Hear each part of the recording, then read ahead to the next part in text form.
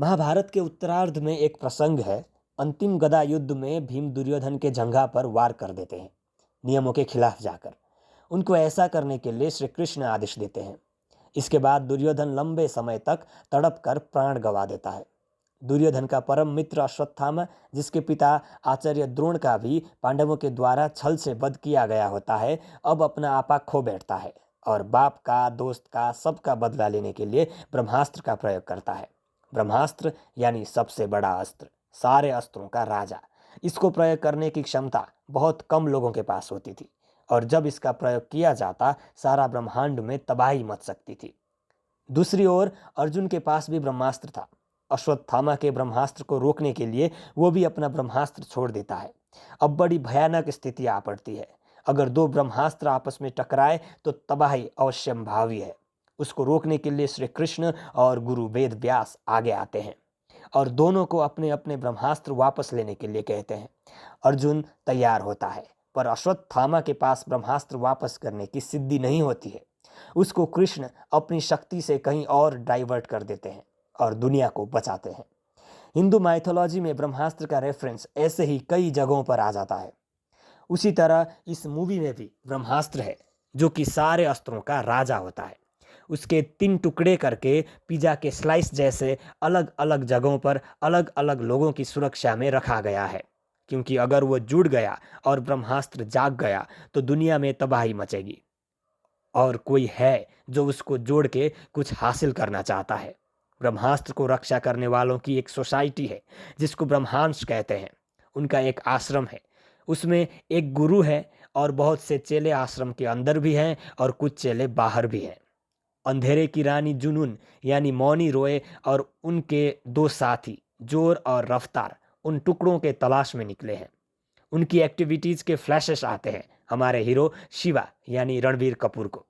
शिवा मुंबई का एक डीजे है और डांसर भी है, जो नवरात्रि के पंडाल में नाचता है, पार्टीज में बजाता है, खुद भी अनाथ होता है और अनाथ बच्चों का देखभाल भी करता है, जैसे सालों से हिंदी सिनेमा के बहुत से हीरो करते आए हैं।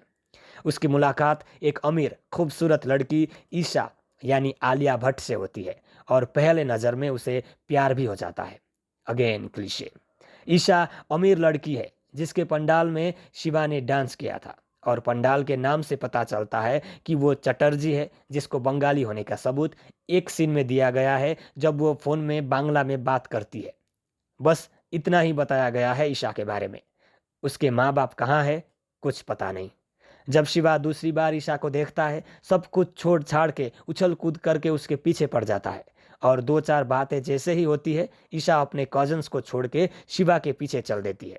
शिवा को बार बार दौरे आते हैं और अजीब अजीब चीज़ें दिखाई देती है। उसकी वजह से वो अपनी कुछ जिम्मेदारियां समझ के मिशन में निकलता है, पर हमें ये समझ में नहीं आता कि ईशा क्यों उसके साथ चलती है। बस इसलिए कि उसका नाम ईशा यानी पार्वती है। फिल्म में किसी के पास वानर अस्त्र है, किसी के पास नंदी अस्त्र है, किसी के पास अग्नि अस्त्र है और भी लोगों के साथ में अलग अलग अस्त्र हैं, पर ईशा के पास कोई अस्त्र भी नहीं है। हमें ये सुपर हीरो फैंटेसी फिल्म देखते वक्त ये लगा रहता है कि इसमें हीरो के लव इंटरेस्ट के रूप में क्यों रखा गया है। अगर उसका कैरेक्टर फिल्म में रखना ही था तो कुछ रेलिवेंस भी बना लेते। मूवी में सस्पेंस बहुत है, पर उनमें से बहुत सारे सस्पेंस प्रेडिक्टेबल भी है। हम यहाँ स्पॉयलर्स नहीं देंगे, खुद देखिए और प्रेडिक्ट करिए। फिल्म का स्ट्रेंथ वीएफएक्स है। आज तक की हिंदी सिनेमा का बेस्ट सीजीआई आपको इसमें देखने को मिलेगा। हर अस्त्र का नाम के मुताबिक शेप एंड साइज और उनका अलग अलग कलर देखने को मजा आता है। एक्शन सीन्स मजेदार है, चेज सीक्वेंसेस थ्रिलिंग है, बैकग्राउंड म्यूजिक सॉलिड है। पर बॉलीवुड है ना, एक्शन के बीच बीच में लव स्टोरी घुसाने से कौन रोक सकता है। सिनेमेटोग्राफी बढ़िया है, केसरिया गाना हिट हो चुका है। देवा देवा गाना में सिनेमा हॉल में मजा आता है, बाकी के गाने खास नहीं है। ये समझ में नहीं आता कि सुपर हीरो फैंटेसी फिल्म में बेमतलब के गाने बीच बीच में क्यों आते हैं। टेक्निकल एस्पेक्ट्स में बढ़िया काम किया गया है, पर स्क्रिप्ट कमजोर है। हिंदू माइथोलॉजी का यूज करके इससे बहुत बेहतर सुपर हीरो एक्स्ट्रावर्स मूवी की स्क्रिप्ट लिखी जा सकती थी, अभी भी लिखी जा सकती है। इंडियन ऑडियंस अभी भी उस तरह की फिल्म का वेट कर रही है। उस लिहाज से ये थोड़ी डिसअपॉइंटिंग है, भर भर के क्लीशे भरे हुए हैं।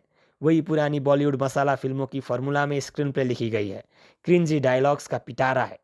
रणबीर कपूर, आलिया भट्ट, अमिताभ बच्चन, शाहरुख खान, नागार्जुना, डिम्पल कपाड़िया जैसे बेहतरीन एक्टर्स भरे पड़े हैं। पर किसी को उनमें से किसी का भी बेस्ट परफॉर्मेंस देखनी हो तो ये फिल्म रिकमेंड नहीं की जा सकती। अमिताभ बच्चन को उनके कैरेक्टर में देखने में मजा आता है, पर पोअर एंड क्रिंजी डायलॉग्स मजा खराब कर देते हैं। आयान मुखर्जी ने 8-10 साल मेहनत करके ये मूवी बनाई है, उसके लिए बिग शाउट आउट है। विजुअल्स में मेहनत रंग लाई है। कुल मिला के मूवी वन टाइम वॉच है। 3D में देखिए, विजुअल्स का मजा लूटिए। हमारी तरफ से ब्रह्मास्त्र को देते हैं 2.5 स्टार। तो क्या आपने देखी ब्रह्मास्त्र? देखी हो तो कैसी लगी कमेंट करके बताइए, नहीं देखी तो देख के बताइए।